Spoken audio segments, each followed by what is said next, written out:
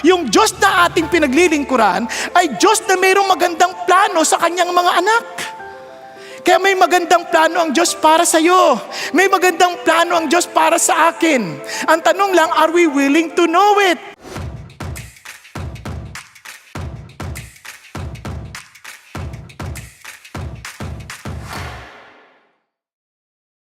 Now, continuing our series, Work Matters. Talagang finding success and meaning in the routines of life. Alam niyo po ba, marami sa atin ngayon nagtatrabaho with all of our might, with all of our zeal, with all of our passion. Talagang todo naman tayo eh.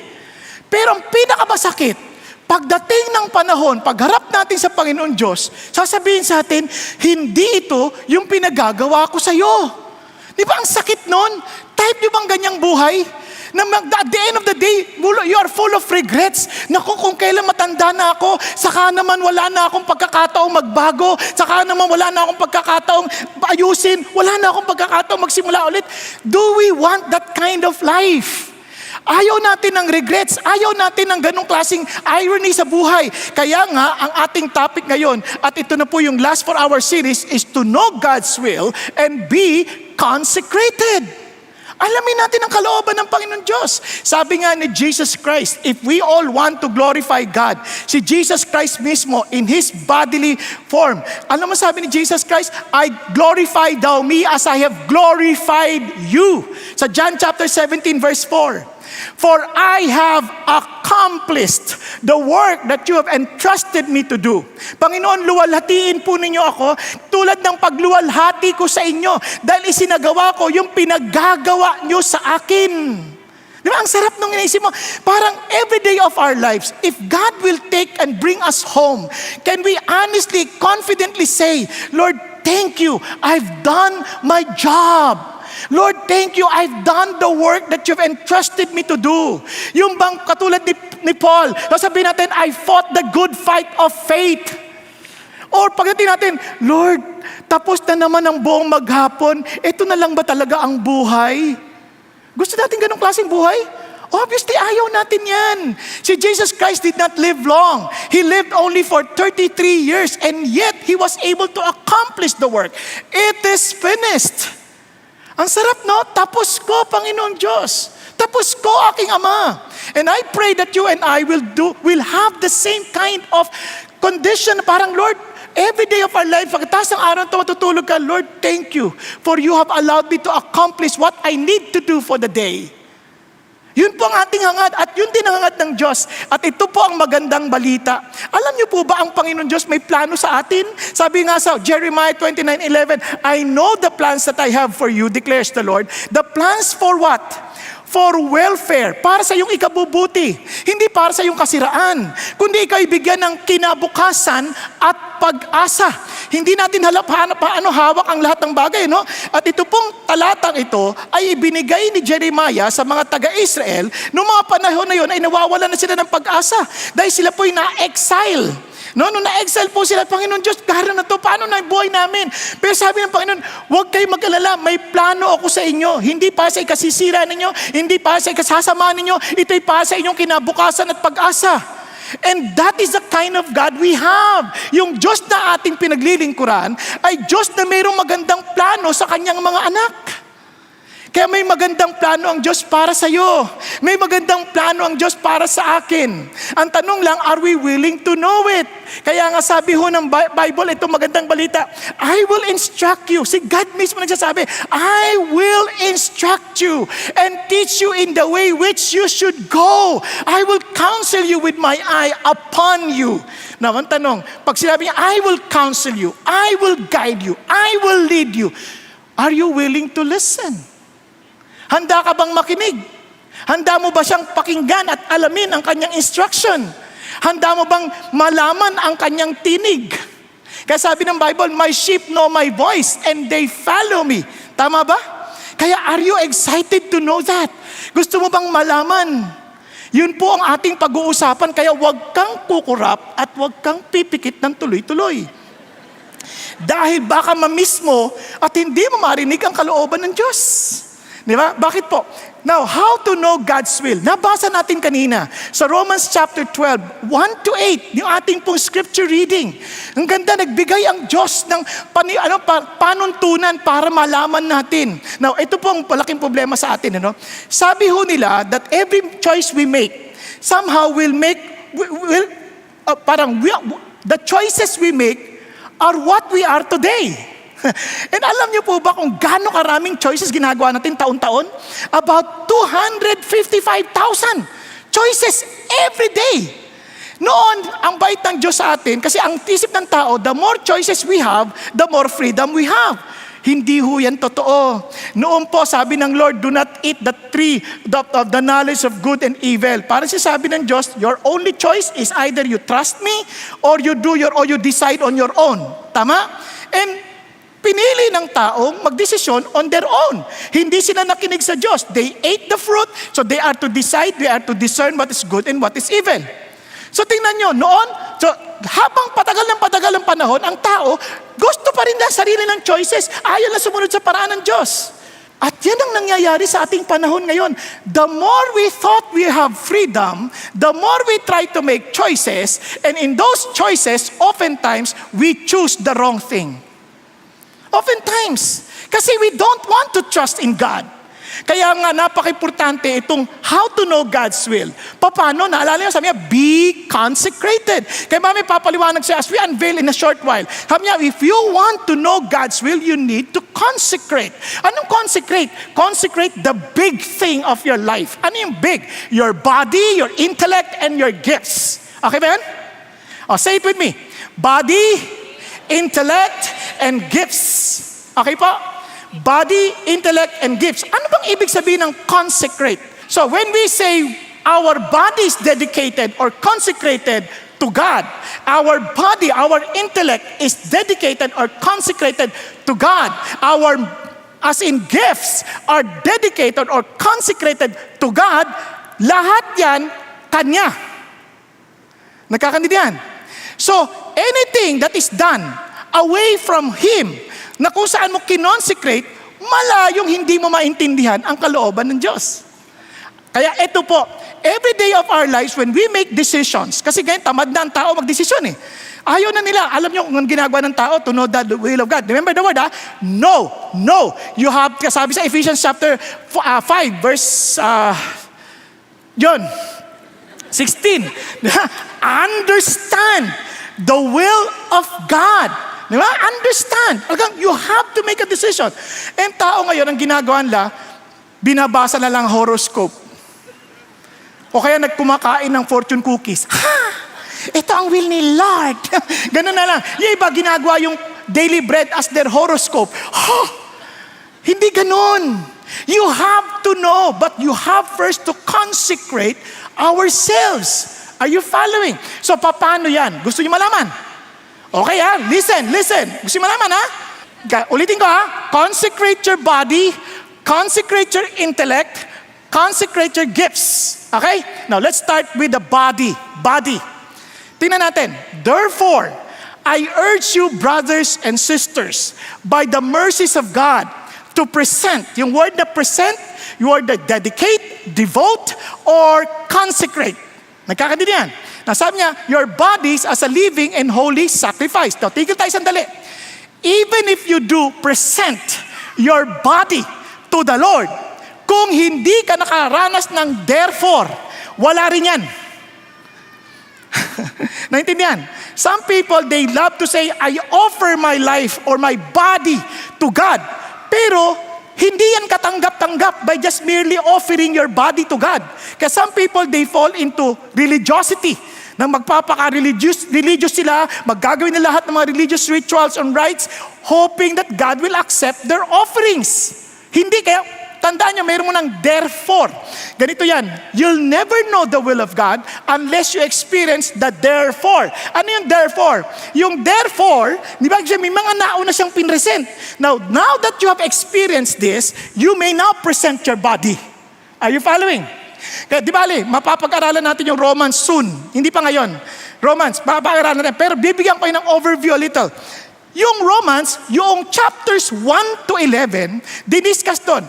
dito, unless you realize that we are all sinners and there's only one way for us to be forgiven, to be reconciled to God, to be saved. Ano yun? Through Jesus Christ our Lord. Maliban na intindihan natin yon, and we have that relationship with Jesus, and we understand that we now belong into one body of Christ, therefore, are you following now? Kung hindi mo yan naintindihan, parang ganito, lahat dito, napabalutan tayo ng mga radio waves. Radio waves. Yung radio waves, may mga taglay-taglay na mga mensahe. Ngayon, kung wala kang proper equipment, hindi mo yan maririnig. Naintindihan tayo? Hindi mo yan maririnig. Kailangan magkaroon ko muna ng radio. At mailagay ka sa tamang tuning para marinig mo. Same thing with God. God has a great plan for His people. God has a great plan for His creation. Kaya lang because we are separated from God, nawalan tayo ng proper equipment to hear. Kaya kung hindi tayo buhay, our ears are not alive, our spiritual lives are not alive. So madalit salita, we cannot know the will of God. Kasi we are separate from God. So for the wages of sin is death. We are dead. Are you following? Andiyan pa kayo? Katingnan nyo ha, sabi niya ganoon, present your bodies as a living sacrifice. Kung patay pa tayo, spiritually, patay pa tayo as a person, anong i-offer mong living sacrifice? Kaya sabi ng Bible, kailangan you're part of the body of Christ. You're part of the family of God. You have the life of Christ in you in order for you to understand the will of God. Kaya maraming tataka sa, paano mo nalaman? Paano mo nalaman yung kalooban ng Diyos? Paano mo nalaman? Kasi nga, nagkaroon ng buhay Pansinin niyo sa Bible, pag sa Acts, bakit sila bibigyan sila ng direksyon at ng instruction ng Diyos? Si Philip, sumakay ka dyan sa karwahe na yan. Sabi ng Lord, nagtataka sila, paano mo nalaman? Kunyari akong tanong nila sa akin, paano mo nalaman na dapat ka magpastor? Di ba, accountant ka, business, paano mo nalaman? Yun ang mga tanong nila Di ba?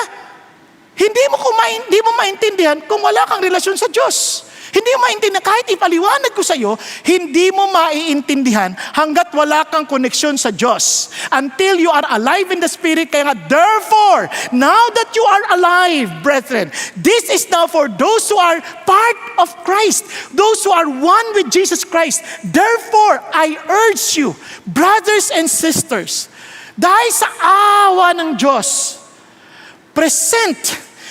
mula ngayon, your body should be given to God, to Jesus alone, as living. Pag sinabi mo living, it's a lively. Hindi yan yung parang patay nga, in-offer mo. Sige na, anong bahala? Kung ano gusto mo. Lagi na lang ganyan. Wala na akong choice. Ito ba gusto mo pakasama ka? Bahala ka. Di ba? Ayaw mo magsabahala ka. Basta wala na. Hindi. Pag sinabi mo living, it's a lively thing. It is alive. Excited with enthusiasm. Nakuha nyo? Itong will ng Lord. Lord, I'm giving my life to you with such excitement. Meron kang kasiyahan sa puso. And sabi niya, tingnan nyo, holy. Holy, pag sabi mo, set apart. Hindi ito maipagkakalob kahit kanino. Sabi niya, and acceptable to God. Sisiguraduhin mo, tanggap ng Diyos. Hindi yung basta-basta offering lang.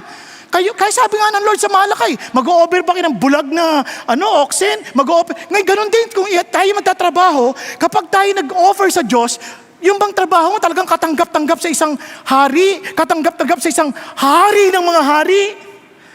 Pag-isipan natin. Doon pa lang, maintindihan mo, dahil ito'y pagsamba sa Diyos. Kaya kung gusto niyo malaman ang will ng Diyos sa ating trabaho, una sa lahat, tanongin mo sarili natin, kung itong katawan na to, itong energy ko, bigay sa Diyos, ito ba'y isang offering talaga sa Diyos? Did I consecrate this body to God? Yung lakas ko, yung energy ko, para sa Diyos. Kasabi ni Jesus, huwag kang magtatrabaho para sa mga pagkain lamang na masisira. Pagtrabahuhan mo, which endures to eternal life, which the Son of Man will give to you. Ibibigay niya sa'yo yung trabaho that will lead to eternal life. Siya nagbibigay nun, hindi natin hinuhanap yun. Binibigay niya, tatanggapin natin. Sabi niya, For on Him the Father God set His seal. So, ano dapat namin gawin? Sabi nga ng mga audience, si Jesus Christ, nagsasalta siya. So, ano namin gawin? Kasi lahat kami nagtatrabaho para sa kakainin namin eh. Tanongin mo, ba't ka nagtatrabaho? Para kumita ng pera. Bakit nga? Para may pabili ng pagkain. Bakit? Para matindi malakas. Bakit nga? Para makapagtrabaho. Bakit nga? Para may pagkain. Di ba, puro kain lang? Hanggang sa pagtanda mo, hindi ka na makakain. Bawal yan. Puro bawal! Di ba? Parang, kaya sabi ng Lord, ito. Gawin mo yung trabaho ng Diyos. Anong trabaho ng Diyos? Jesus said, this is the work of God, that you believe in Him whom He has sent. Anong ibig sabihin nun? When you offer your body to Jesus, pagtitiwalaan mo yung desisyon ng Diyos, hindi yung desisyon mo. Pagtitiwalaan mo yung paraan ng Diyos, hindi yung sarili natin paraan. That this body is not for my pleasure, but for God's glory. Kaya pag nagtatrabaho ako at gusto malaman ng kalooban ng Diyos, magre-resign ba ako? Huwag ka mag-resign na ako. Hindi ka. Tanungin mo sarili mo, ito bang trabaho na to? Yung energy ko, nagbibigay glory sa Diyos? If I am consecrating my life to Jesus, if you want to know the will of God, now that this body belongs to the Lord, hindi na tinatanong, nakakasaya ba sa akin to? Hindi, tanong, nakakasaya ba sa Diyos? God wants you and I to be involved. Hindi yung gusto ko lang ng intention mo, pangarap mo, hindi yon. Your body. Hindi yun mansin, hindi spiritual life, your body. Tandaan natin your body and I is owned by, our bodies are owned by the Lord. Tingnan niyo po sabi ng Lord, do you not know that your body is the temple of the Holy Spirit who is in you, whom you have from God, and that you are not your own? Sabi niya, you have been bought with a price, therefore glorify God in your body. Katanungin mo, yung trabaho na to, is this work glorifying to God? Na inuubos ko yung energy sa trabaho na to? Di ba? Ito bang work na to will make orders out of chaos? Kasi yun ang design ng Diyos sa atin eh. We are created in the image of God. So, we create order. Or we create parang from chaos to ayos. Nagkakaintindihan? Yan ang gusto ng Diyos. Kaya kung itong trabaho na to, hindi nakakaayos sa buhay ng ibang tao, wag mong ubusin energy mo dyan. Tama? Hindi yan will ni Lord. Ang pinaka-sinasabi ng Diyos sa atin, whenever we consecrate our bodies to the Lord, ang sabi niya, it is like saying, I've been crucified with Christ, it is no longer I who live. Hindi na tungkol sa akin. Hindi na yung komportable sa katawan ko. Kasi kung wala ako, hindi ako komportable, hindi ako masaya, hindi will ni Lord yan. Hindi totoo yan. Minsan, hindi komportable. But the moment you sense that this is the calling of God, relax ka lang. Because this body belongs to Him. Naintindihan po? Andiyan pa kayo? Pakisabi sa katabi, huy, magising ka na. Kasi yung body mo, yung energy mo, bigay mo kay God. Di ba? You relax, you bring yourself, you honor God. You want to know the will of God? Consecrate your body. Remind yourself, itong katawan na to hindi akin. And in my bodily form, I commit my life to do your will, O God. You walk with God. You talk with God moment by moment in our bodily form. Bakit? Because our body communicates with God. Number 2, consecrate our intellect. Intellect. Sabi nga, intellect. Now, tingnan niyo po. Do not be conformed to this world. Sabi niya, and do not be conformed to this world. Kasi lahat tayo are already conforming into this world. Whether we like it or not, parang sanay na tayo nagko-conform sa world kasi pinalaki na tayo sa ganito eh. We are exposed to this kind of world, kaya we easily get parang pressured na makinig sa sinasabi ng mundo. Sabi niya, but be transformed. Ibig sabihin, dapat ito yung maging resulta sa iyo. Para ma-transform ka, hindi to parang gagawin mo, ito yung epekto ng alin? Ng gagawin mo by the renewing of your mind. As you renew your mind, you will be transformed.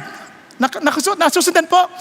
Ulitin ko yung transformation, resulta yon ng ating renewal of mind. Yung pagbabago ng isip. Hindi siya parang magbabago na ako, decision ko, magbabago ako. Hindi yun mangyayari until you renew your mind. Kasi our mind will dictate our action. Nandiyan pa kayo? Tapos yung action natin will become a habit. And the habit will become our character. And our character will become our destiny. Kaya dapat ingatan natin yung iniisip natin. So we need to renew our mind. So anong ibig sabihin nun? Ganito yan, para tayo maintindihan. If we have consecrated our body to the Lord, and we have consecrated our mind to the Lord, ano sinasabi natin? We are saying to the Lord, you are our master. Ikaw ang aming Panginoon. Nasusundan po.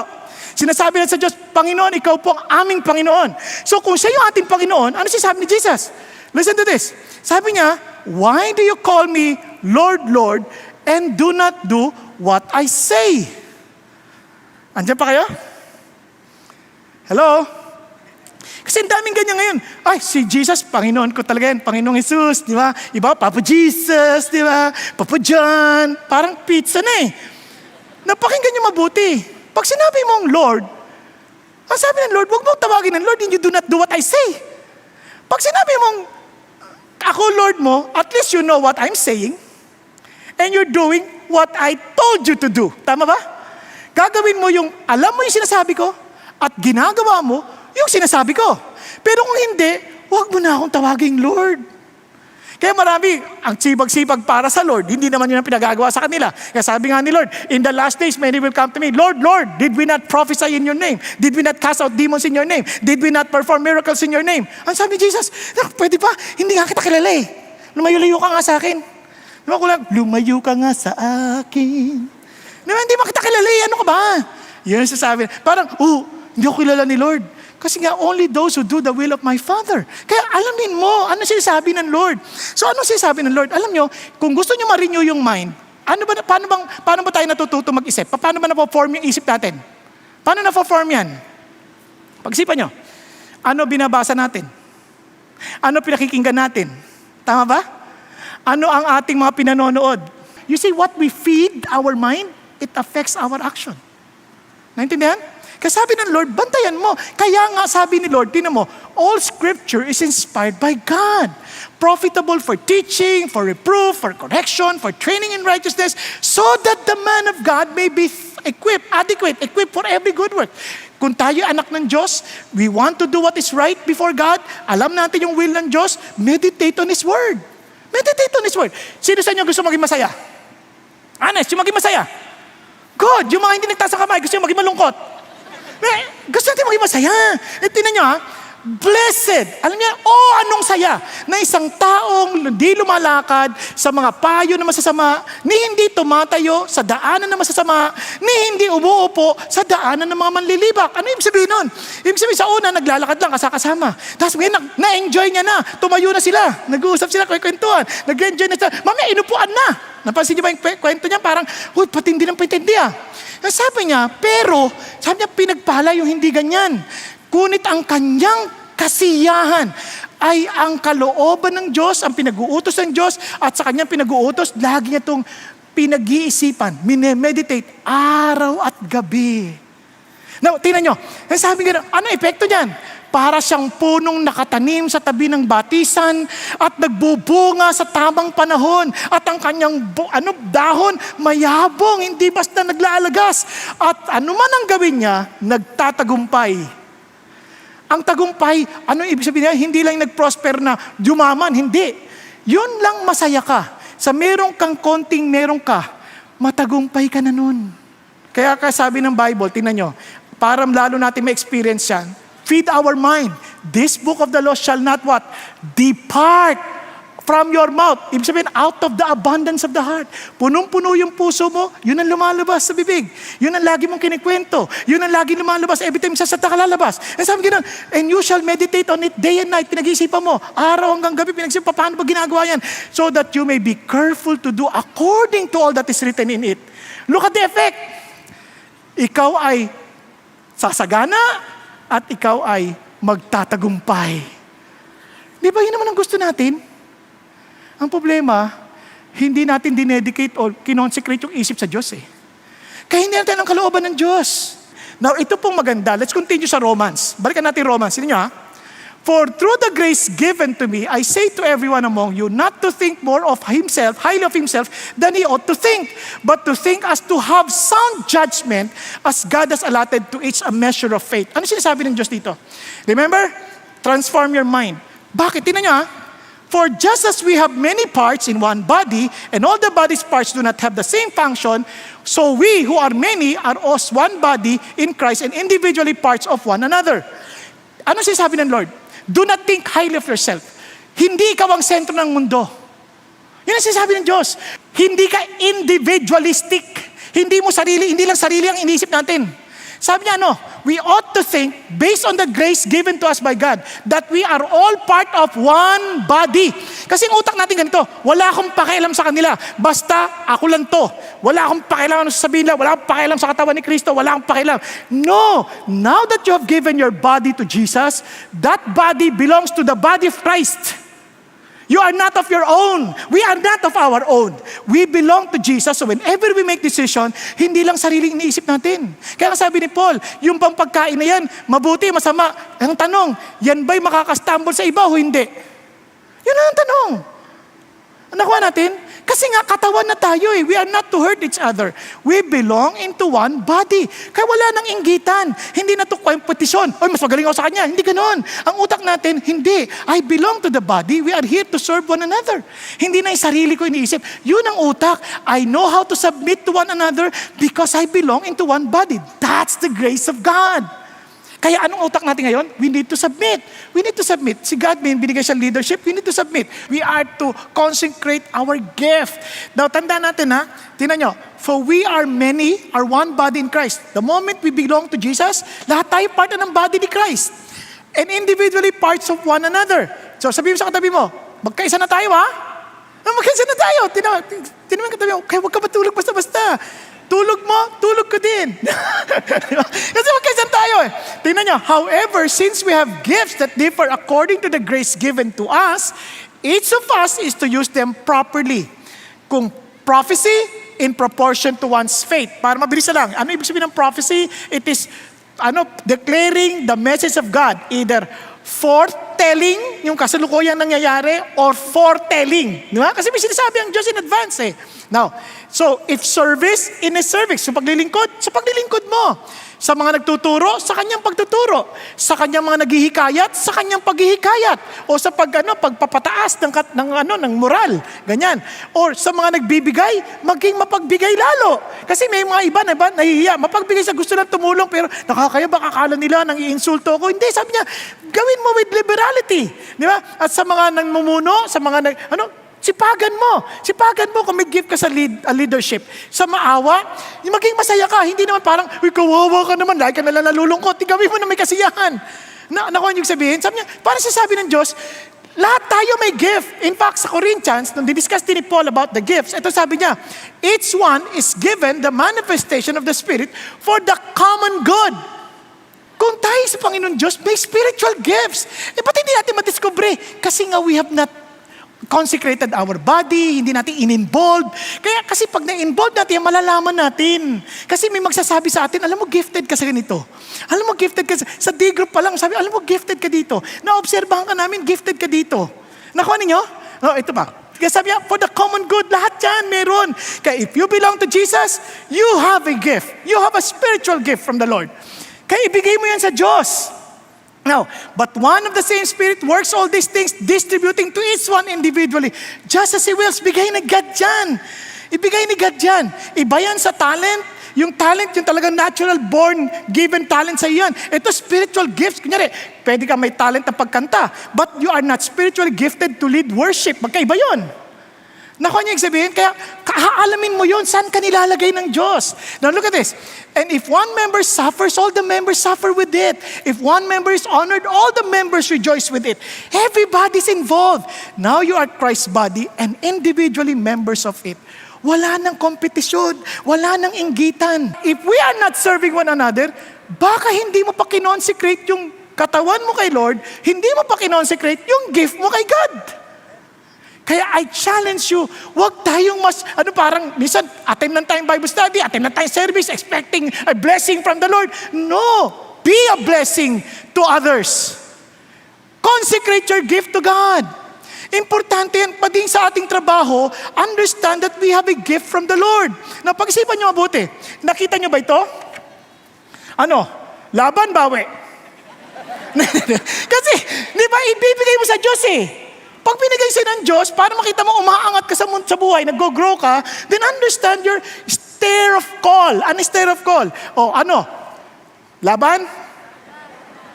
Bawi. Yan, spiritual gifts. Understand your spiritual gifts. Alamin mo, ano bang gift ko sa Diyos na spiritual? For example, hindi ko alam na gifted ako sa preaching. Hindi ko alam yun. Kasi hindi na, mahihain ako. Ayoko mag-preach. Kung personalidad lang, naku po, gusto ko mag-isa. Ayoko may kausap na tao. Mas gusto ko nasa kwarto lang ako. Mag-isa. Pero, dito ako nilagay, kaya alam kong gift ng Diyos eh. Kahit minsan sama ng pakiramdam ko, pag ginawa ko na, lumalakas ako. Kasi galing sa Diyos yun eh. Nakuha po? Sunod, dito pa. Diba? Ano ang letter? Your talents. Gamitin mo yung mga talents mo sa Diyos. Diba? Anong talent mo? Now, hindi lang yon. Aside from your talent, understand your aspiration. Kasi bawat isa sa atin, meron tayong burden eh. May passion tayo. Kunyari, gift natin, passionate tayo sa mga mahihirap. Then use our gift for the mahihirap. Use our talent sa mga mahihirap. Nakuha natin? Ngayon, huwag mong husgahan yung iba na walang passion doon. May mga tao na iba ang passion nila. Diba? Pero hanapin natin, basta anything that will bless people. Now ano pa? Siyempre, meron kang influence. Yung influence, hindi sinasadya yan eh.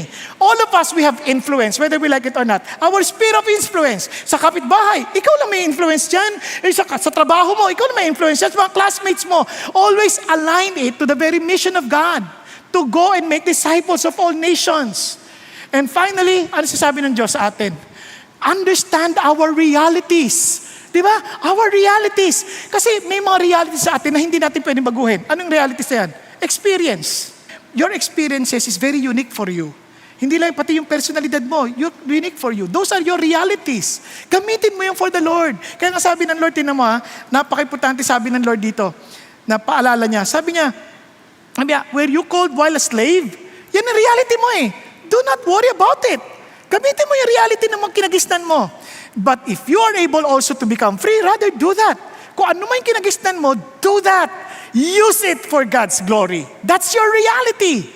Ang mahalaga, we offer everything to God. Nagkakaintindihan tayo. So ngayon po, sa pagkakataon to, tayo pong lahat ay yumuko sandali. Panginoong Diyos, salamat sa kaligtasang ipinagkaloob niyo sa akin. At dahil sa kaligtasang ito, mula ngayon, itong katawan na ito po ang aking isip. Ito po ang aking mga kaloob. Habang binubunyag niyo ito sa akin, Lord, inaalay ko po lahat ito sa inyo. Tulungan niyo po ng bawat sandali ng buhay ko ay para sa iyo lamang. Bawat desisyon na aking pipiliin ay lagi ang kalooban ninyo at kalwalatian ninyo ang aming pipiliin. Hindi ang sarili naming kagustuhan. May mga pagkakataon na magtatalo ang aming isip. Paano na ang kinabukasan namin? Paano na kung susundin namin to? Paano na? Pero Lord, sa iyo na namin pinagkakatiwala ang buhay namin sa inyo. Sa inyo namin binibigay ang buhay namin, ang katawan namin. At kung itong katawan na to'y inyo, alam namin kayo rin magkakalob ng lahat ng kakailanganin nito. Pangailangan nitong damit, pangailangan nitong pagkain, pangailangan nito, Panginoon Diyos, na kapahingahan. Alam namin, kayo magkakalob nito dahil inyo na to. Panginoon, maging sa aming kaisipan, lahat ng aming kakailanganin, sa aming mga desisyon, sa mga kaunawaan, sa katalinuhan, salamat na inyo na to. So I pray, tulungan niyo po kami that we will, Lord, really meditate on your word day and night. That we will really feed our mind with the things that will honor and glorify you. At yung kaloob naman, Panginoon Diyos, help us to discover our gifts. The gift that you have given us. And allow us to be willing, Father God, to listen sa mga tao sa paligid namin para malaman namin ano yung kaloob namin. And while serving others, tulungan yung makita namin yung kalooban ninyo. At Panginoon Diyos, salamat po. Na tinatanggap nyo ang alay na ito, hindi dahil kami mababait. Hindi dahil hinanda namin ito para sa inyo. Kundi una sa lahat, ibinigay ninyo si Jesus Christ sa amin. At dahil sa kaligtasang aming naranasan, itong buhay na ito'y maging katanggap-tanggap na sa iyo. At Panginoon Diyos, we thank you that we're offering this, Father God, para matuwa kayo sa amin, kundi dahil natutuwa na kayo sa amin, dahil kay Jesus. Kaya naman, Panginoon Diyos, sa bawat oras, sa bawat sandali, gusto lang namin gugulin ito para sa inyo. And allow us, Father God, to always walk with you, seeking your will, seeking your desires, seeking your direction. Panginoon, na makita namin ang kadakilaan ninyo sa bawat hakbangin ng aming buhay. Salamat po, Panginoon Diyos. Salamat po. At Panginoon, sa bawat isa naman sa aming nararito, dalangin ko po aming Ama, na kami dito hindi lamang po para magkaroon ng ritual na ginagawa sa tuwing linggo na magsasamba, kundi dalangin ko, Panginoon Diyos, na patuloy niyo pong kaugnayin ng bawat isa. Dahil alam namin walang aksidente sa inyo. So I pray, Father God, na anumang binhi ng tinanim ninyo ay magbunga sa tamang panahon. At tunay ito, Panginoon Diyos, ay makaranas ng totoong buhay na masagana na galing sa inyo. Salamat po aming Ama sa iyong pagmamahal at kabutihan. Sa iyo po namin ibinibigay lahat ng papuri at pagsamba sa ngalan ni Kristo Jesus, at ang pagpapala ninyo sa bawat pamilyang aming nire-represent ay inyo pong igawad.